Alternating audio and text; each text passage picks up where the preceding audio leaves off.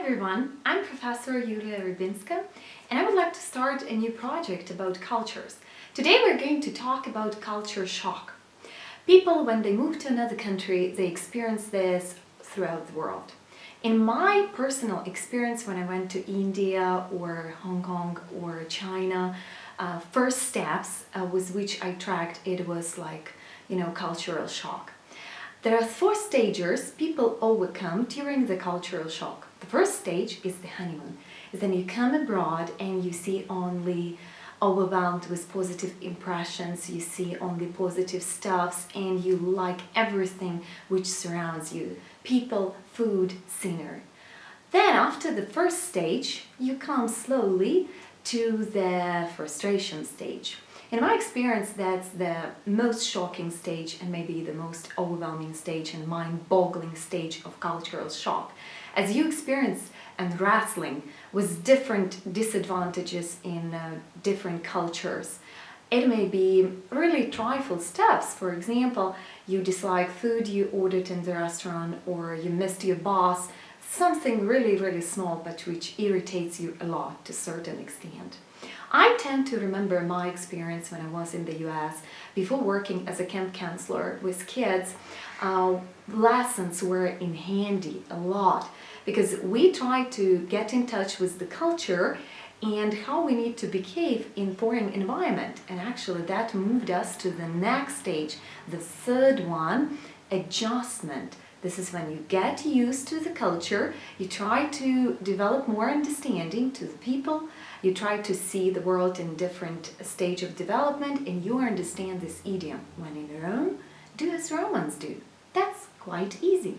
And after some people require like months or years of wrestling, people accept the fact they are living abroad, and actually this is how they can adjust to another culture. So let's try to recap everything. The first stage is the stage of cultural shock is honeymoon.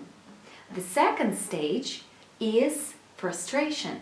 The third stage is the stage which is called adjustment. And the fourth stage is the stage which is called acceptance. I recommend you to read before going abroad, to read a very famous book from Foreign to Familiar by Sarah Lanier, which is giving you more understanding of living in hot culture or cold culture. So people, according to the author, people who live in the hot climate, they are more sociable, they are like group-oriented, and they are communicative. People who are living in the cold cultures, they are more reserved and they don't work together in one community. Gumilov, long time ago, told, and his quote was about mentality of the nations.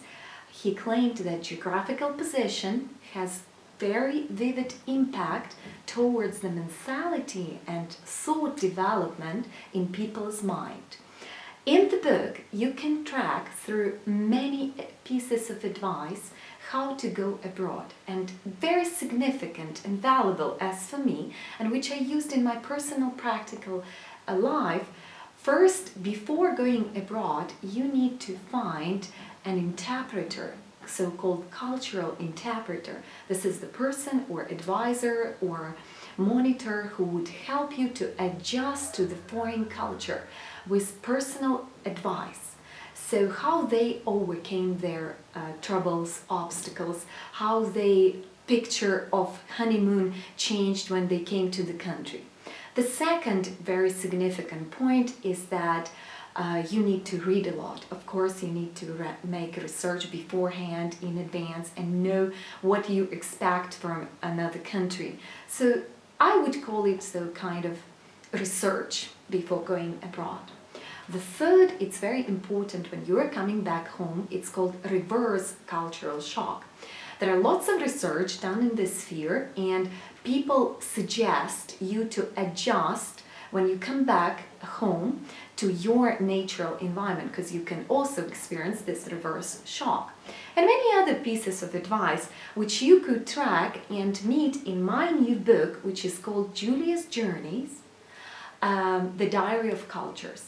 So where I would recommend you lots of my personal advice from the foreign world, and I would send you to the world of adjustment and how to have acceptance with the foreign culture.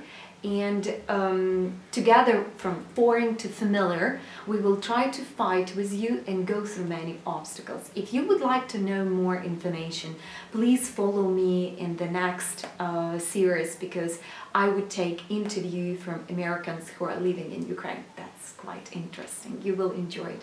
See you next time.